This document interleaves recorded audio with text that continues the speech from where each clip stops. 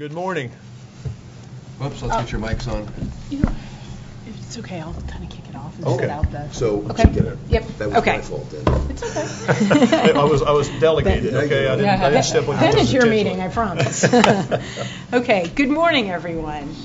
For those of you I haven't had the opportunity to meet, I'm Allison Cutler, Chief of the Consumer and Governmental Affairs Bureau. A major part of my Bureau's work is to help consumers stop unwanted robocalls, and that's why we're all here today. I'm delighted you all could join us. We are pleased to be able to host the first meeting of the Robocall Strike Force, an industry-led group that has come together in response to Chairman Wheeler's call to give consumers better tools to stop unwanted calls. I look forward to working with you all in my role as the Commission's liaison to this group. This morning you will hear from several speakers about the importance of protecting consumers from annoying and often fraudulent robocalls. First, Chairman Wheeler will speak about the steps the Commission has taken to tackle this problem and ways the Strike Force can support this effort by delivering effective solutions for consumers. Commissioner Clyburn and Commissioner Pai will then provide remarks, and then AT&T Chairman and CEO Randall Stephenson, Chair of the Strike Force, will conclude today's meeting. Thank you all again for being here this morning, and now I will turn it over to Chairman Wheeler. Well, thank you, Allison, and thank you to all of you who have volunteered your time to spend the next 60 days buckled down on this very important issue. It is significant that we have not just carriers, not just gateway providers, but also equipment and service providers here at this table, because this is a challenge that is going to require everybody's commitment. I want to thank my colleagues for joining us today, and I particularly want to thank Randall Stephenson for stepping up to lead this effort, because Americans are fed up. Robocalls are a scourge. It's the number one complaint that we hear from consumers on a daily basis. Over 200,000 calls a year into the FCC or into our web-based consumer assistance platform to talk about this problem and complain about how consumers are being abused. Americans have a right to be fed up with this scourge. It's an invasion of privacy, and it is ripe with fraud and identity theft. And the problem is that the bad guys are beating the good guys with technology right now. Voice over Internet Protocol calls from scammers in foreign countries rely on networks that aren't ready to deal with them. The ability to spoof a legitimate phone number is the downside to a digital environment. But I also want to go back and reiterate that this isn't just a network problem. This is a community problem. This has to do with those who build and operate networks, those who build and operate equipment, those who build and operate services. And that's why it's significant that you're all collectively here at this table. The profit motive has driven the bad guys to exploit the profit motive has driven bad guys to a level of technological innovation that exploits consumers by exploiting networks and equipment. it's not as if the good guys have been standing idly by. But this is something that requires everybody to pull together and to have an urgency in finding solutions. So thank you to this group for bending to the task of proposing solutions within 60 days.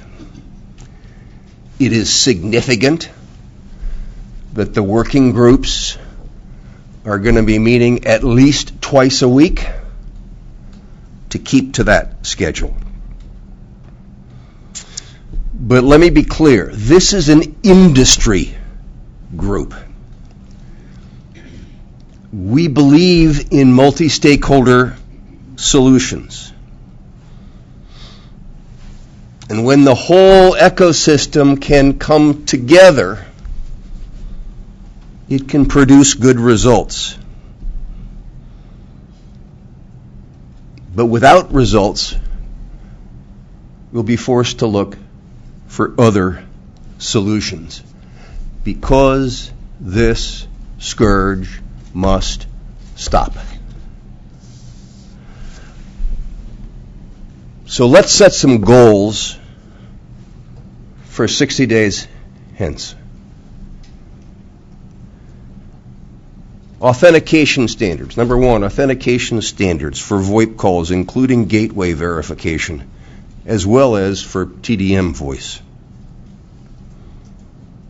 We know the standards bodies have been working on this and working on this. We need to come to conclusion. The companies represented at this table are the same ones represented in the standards bodies. Let's get to a solution. Secondly, you've got a group that's going to be working on the tools to allow third parties to develop call filtering options. Starts with open APIs, but let's give folks the opportunity to get creative in finding solutions. Thirdly, there must be cross-carrier joint efforts to detect and stop the bad guys. Maybe it's a do not originate list. Maybe you'll come up with better solutions. But this is something that has to be multi-carrier, cross-carrier, and a community solution. And we will set a goal, fourthly, we will set a goal for ourselves here at the Commission. And that is, tell us what regulators need to do to help you achieve those other three things. We've already said that there's nothing in the rules that prohibits carriers from offering call blocking, but if we need to do more, tell us where we need to do more. And let me just make one last observation and then turn it over to Commissioner Clyburn. As in any pressing challenge like this, the perfect is the enemy of the good. The nature of software, as you all know, is start and continually improve. Let's have that philosophy here. Let's not sit around and wait for the ultimate solution. Let's start solving the issues immediately. And then let's improve it tomorrow and make it even better the day after tomorrow. So thank you to all of you, and Randall, particularly thank you to you for your willingness to come together to attack the robocall epidemic. You set an aggressive schedule. We're grateful for that. We look forward to the results in 60 days. So thank you to all of you. Commissioner Clyburn. Mr. Chairman, it's 6:30 p.m. You're feeling pretty good this evening because for a change, you are actually sitting down with your wife and children and grandchildren enjoying a home-cooked meal with your family. Now, we all know that you didn't prepare it, but that's not the point here. All of a sudden, you're interrupted by a ring. You get up, answer the phone, and what do you hear on the other end? Congratulations, Tom Wheeler. You've been selected to receive an all-expenses-paid trip to the Bahamas. Now, that sounds tempting, I know, with all going on, but you hang up the phone, return to the table, but before you can sink a spoon into your favorite dessert, the phone rings again. And on the line is a recording which promises to reduce your mortgage payments. Not only has your favorite dessert melted, but you feel powerless to do anything to stop these countless calls, and you are joined by thousands and thousands of others. The Commission has heard loud and clear from them. They hate robocalls. During the first 16 months of 2010, as you mentioned, Mr. Chairman, the Telephone Consumer Protection Act related issues accounted for more than 175,000 tickets with the FCC's Consumer Help Center. So we know that there's a problem. We know how much consumers dislike these calls, and we know how frustrated the public is because they assume that after they registered for the Do Not Call list that all of this would stop. It did not, so now it is time to take more action. Last summer, the Commission took a first step by adopting a proposal that reiterated consumers' rights to control the calls they receive on both their landline and wireless phones. The proposal gave providers a green light to implement robocalling blocking technologies and reassured consumers that they do, in fact, have the right to say stop. That was followed by a series of letters sent last month by the chairman to all of you, the major providers, urging all of you to provide consumers with free call blocking services. So I applaud AT&T and all of you for not only in joining in today's discussions, but for stepping up to the plate, enabling us to focus on real actions that will empower our consumers with robust robocalling blocking solutions. But we want to ensure that these solutions directly target the problem. The Commission has a long history of prohibiting abusive or anti-competitive use of call blocking technologies, but consumers want real relief. But I am optimistic today that this is the beginning of a real conversation that we will be able to deliver to consumers the change that they are clamoring for. So again, I thank you, Mr. Chairman, for allowing me to share a few words.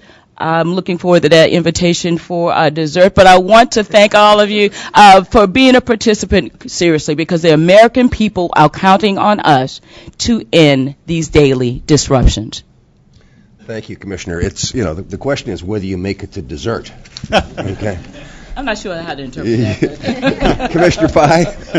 Well, thank you, Mr. Chairman. Great to see all of you here at the FCC. And like Commissioner Clyburn, let me paint a picture for you, one that accurately reflects my experience and hopefully all of yours as well. One Monday night in the fall, the Kansas City Chiefs are battling the dreaded Oakland Raiders at Arrowhead Stadium. It's a close game. You've settled in to watch America's team during a clutch fourth quarter drive.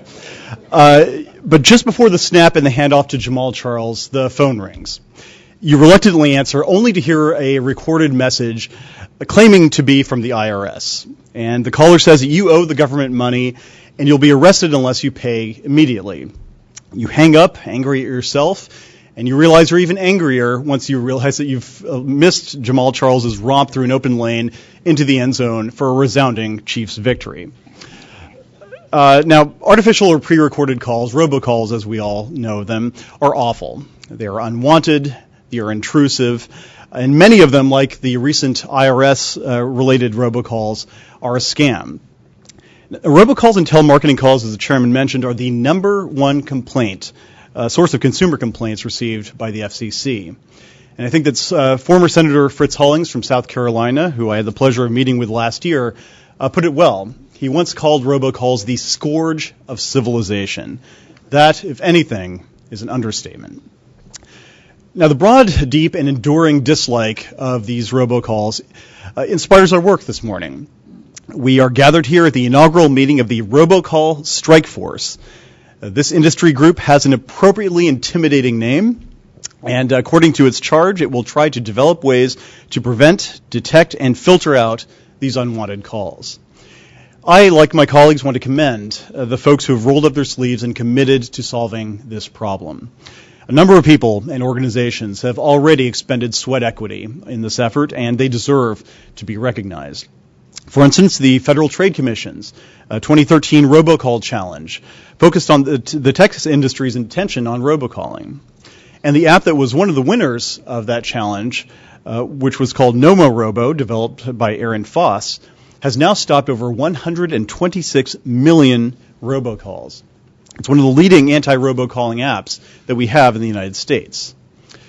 Second, the Alliance for Telecommunications Industry Solutions, or ATIS, the Session Initiation Protocol, or SIP Forum, and the Internet Engineer Task Force's Secure Telephone Identity Revisited Working Group, or the IETF STIR-WIG, as we all know it, have been developing standards to reduce illegitimate caller ID spoofing, which all will help consumers be able to identify and to avoid fraudulent robocalls. In fact, spoofing is if not the critical input that enables robocalling. And so I think the work of these dedicated experts in particular is critical. And last but certainly not least, I too want to express my appreciation to all of you, to the industry participants who are here today to form the task force, and especially to AT&T and our chairman, Randall Stephenson, for leading the charge. Your efforts will help end, hopefully, this scourge of civilization, something that everyone, I think, other than Rachel from Cardholder Services, would applaud.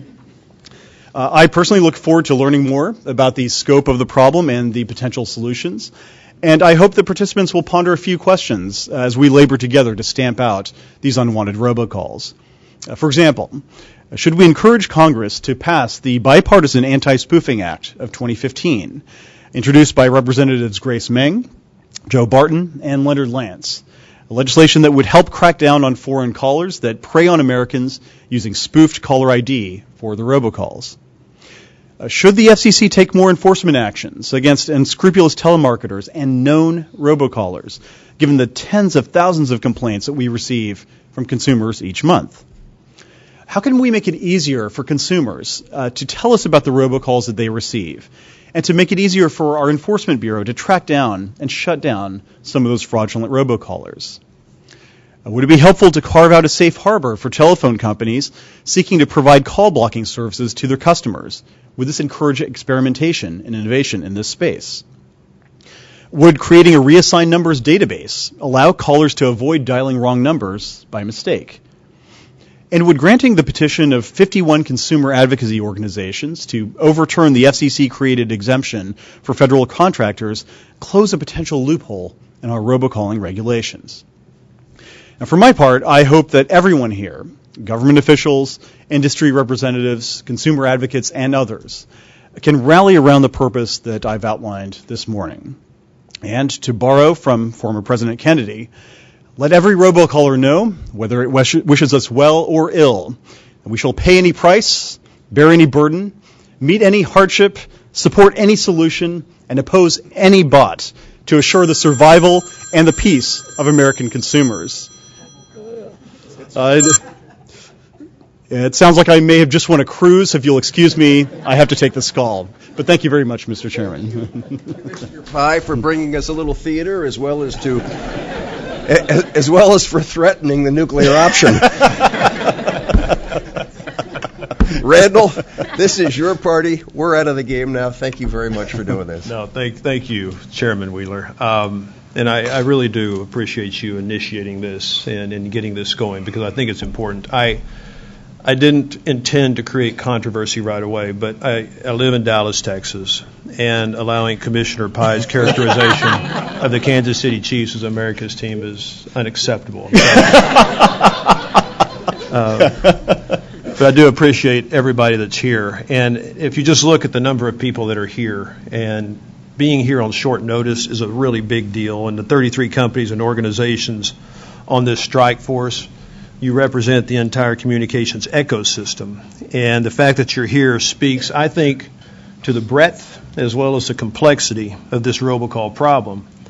And this is going to require more than individual company initiatives, and it's going to have to go beyond one-off blocking applications to address this issue.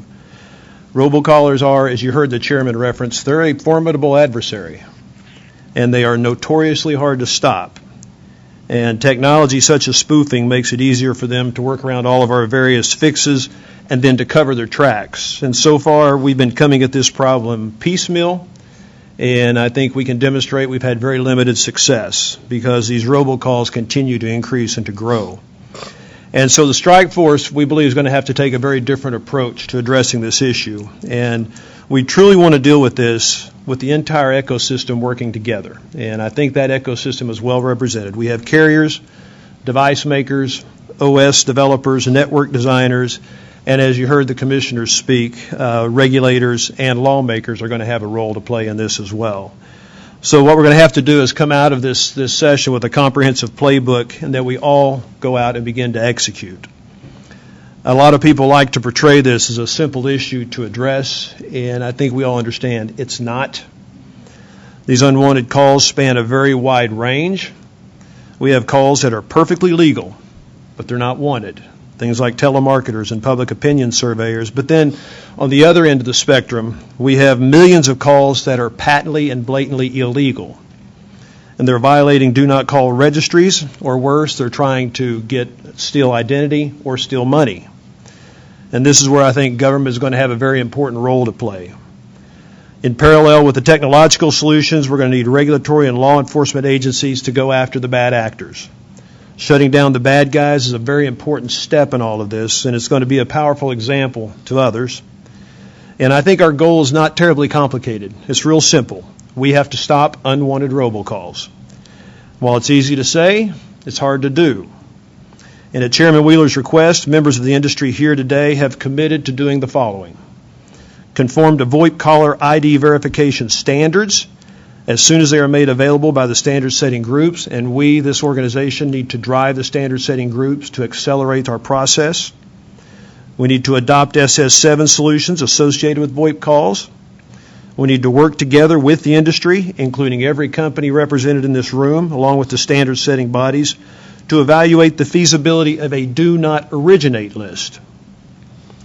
We have to further develop and implement solutions to detect, assess, and stop unwanted calls from reaching the customers. And then finally, we're going to facilitate efforts by other carriers to adopt call blocking technologies on their networks. So in preparation for today's meeting, the technical experts representing our companies have had preliminary conversations about both short and longer term initiatives. We're going to discuss those ideas in greater detail here today.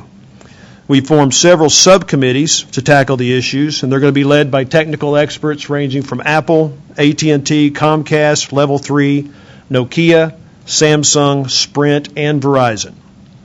The robocalling strike force has committed to report back to the Commission by October 19. That's 60 days from now, Chairman. The report will include concrete plans to accelerate the development and adoption of the new tools as well as solutions, and to make recommendations to the FCC on the role government should play in this battle. The fact that so many companies agreed on such short notice to be here tells you the seriousness we have about finding a solution here.